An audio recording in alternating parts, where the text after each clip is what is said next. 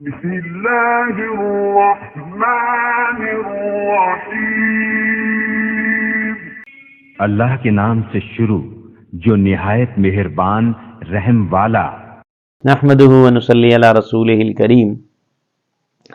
قال النبی صلی اللہ علیہ وسلم من کان یؤمن باللہ والیوم الآخر فلیکرم ضیفہ۔ اس حدیث پاک میں رسول پاک صلی اللہ علیہ وسلم نے فرمایا جو آدمی اللہ پر ایمان رکھتا ہے اور آخرت پر ایمان رکھتا ہے وہ چاہیے مہمان کا اکرام کرے۔ دو باتیں اس حدیث پاک کے اندر اہم ہیں۔ ایک تو مہمان کے اکرام کی فضیلت بتائی کہ رسول پاک صلی اللہ علیہ وسلم نے فرمایا جو اللہ پر اور جو اللہ پر اور آخرت پر ایمان رکھتا ہے وہ اپنے مہمان کا اکرام کرے۔ اللہ کے نبی صلی اللہ علیہ وسلم نے اکرام الضیوف کے حوالے سے اس حدیث کو ذکر کیا ہے۔ تو مہمانوں کا اکرام، اس بارے میں ایک مغالطے کا ازالہ کرنا چاہتا ہوں۔ ہمارے ہاں مہمان جان پہچان کا نام ہے، جیسے کہ عام طور پر میں نے آپ کو کھانا کھلا دیا، آپ نے مجھے کھانا کھلا دیا، یہ ایک رسم اور ایک کلچر ہے، اس سے محبت بڑھتی ہے، کرنا چاہیے، لیکن مہمان کے ساتھ جاننا ضروری نہیں ہے، اس کے ساتھ شرائط ضروری نہیں ہے، وہ قوم کا ہو، برادری کا ہو، بڑا ہو، چھوٹا ہو، بلکہ اس کے ساتھ ایثار اور ہمدردی والا معاملہ ہے۔ اور ہمارے ہاں تو یہ ہے کہ کوئی اجنبی آدمی کہے کہ مجھے مہمان بناؤ تو ہم 100 ہیلے بہانے کرتے ہیں کہ ہم اسے جانتے نہیں ہیں، کسی بلا کا مارا نہ ہو، کہیں ہمیں پھنسا نہ دے۔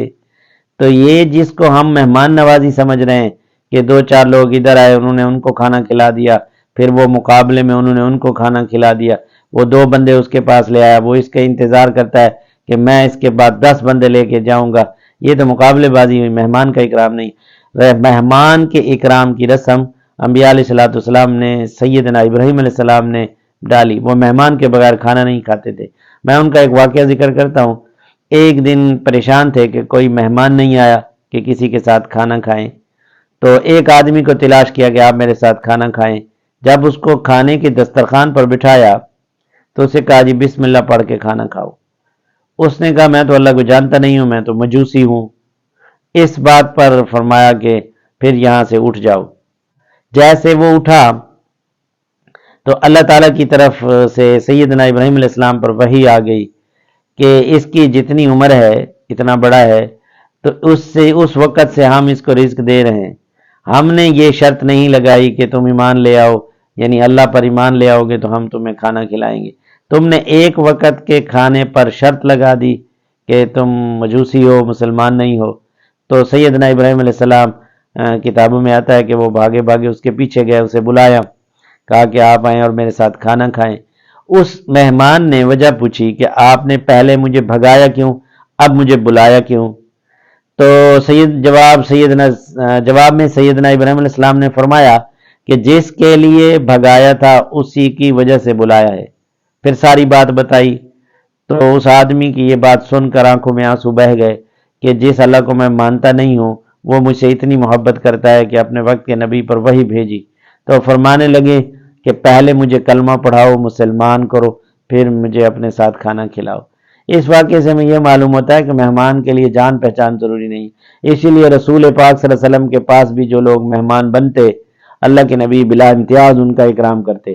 جس مہمان کے بارے میں حدیث کی کتابوں میں آتا ہے وہ مہمان بنا مسجد نبوی میں، اللہ کے نبی صلی اللہ علیہ وسلم نے ازواج مطہرات میں ہر ایک کے گھر سے پتہ کرایا، کھانا نہیں تھا، پھر صحابہ میں سے اعلان کیا کہ کوئی اس کو مہمان بنائے۔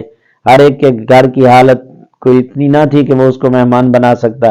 ایک صاحب کھڑے ہوئے، انہوں نے کہا یا رسول اللہ میں اس کو مہمان بناتا ہوں۔ تو وہ لے گئے گھر، بیوی سے کہا کہ کوئی کھانا ہے، انہوں نے جواب میں کہا کہ نہ آپ کے لیے نہ میرے لیے ہے بلکہ بچوں کے لیے ہے۔ انہوں نے کہا جی بچے تو روز کھاتے ہیں، ان کو بہلا کر سلا دو، یہ مہمان ہے پتہ نہیں کب سے بھوکا ہے، اس کو کھانا کھلائیں گے، لیکن کھانا کھلانے میں ترتیب یہ ہوگی کیونکہ جب ہم کھانا اس کو کھلائیں گے، یہ کھانا تھوڑا ہے، یہ کہے گا میرے ساتھ کھاؤ، تو جب ہم اس کے ساتھ کھائیں گے تو اس کا پیٹ نہیں بھرے گا، تو آپ چراغ ٹھیک کرنے کے بہانے بند کر دینا، اندھیرے میں یہ ہم خالی منہ ہلاتے رہیں گے، یہ کھانا کھاتا رہے گا، اس کا پیٹ بھر جائے گا۔ رات کی یہ کارگزاری، ایسے مہمان کو کھانا کھلایا۔ صبح کے وقت جب یہ صحابی رسول پاک صلی اللہ علیہ وسلم کی خدمت میں آئے تو اللہ کے نبی نے فرمایا کہ رات کی تمہاری مہمان نوازی کا تذکرہ اللہ نے کیا اور وہ اللہ کو بہت پسند آئی، جس کو اللہ نے قرآن بنا کے بھیجا، یؤثرون علی انفسہم ولو کان بہم خصاصہ، یہ اصل میں مہمان نوازی ہے۔